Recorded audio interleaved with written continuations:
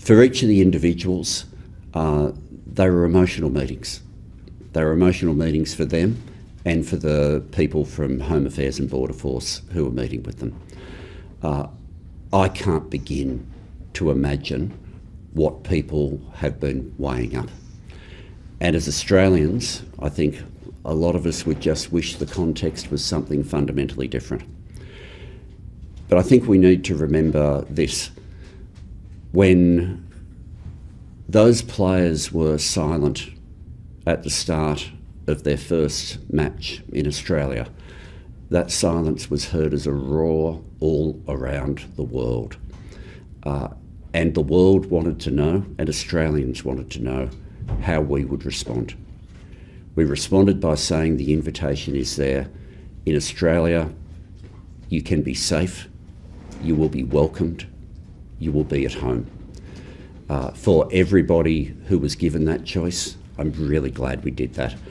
And for the 7 people who took up that offer, we as a nation are lucky that you chose us, and I think they are only just beginning to realise just how welcome they are here in Australia. My first interaction with being asked to make decisions with respect to this delegation was before anyone arrived in Australia in working out who we would exclude. Not everybody who applied for a visa got one. And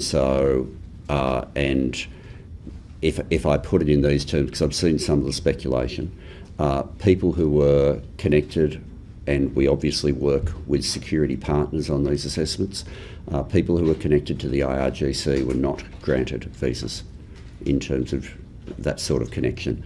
Now, that doesn't mean that that automatically means you are a great person, and there is a reason why some people were not made a direct offer.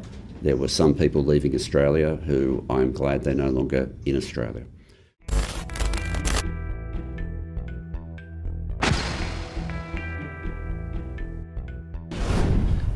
Today, shortly after 10 o'clock, I was advised that one of the 2 who had made the decision to stay last night had spoken to some of the teammates who had left and had changed her mind. In Australia, people are able to change their mind, people are able to travel. And so we respect the context in which she has made that decision. Unfortunately, in making that decision, she'd been advised by her teammates and coach to contact the Iranian embassy and to get collected. My officials made sure that this was her decision, and every question you would want asked was asked.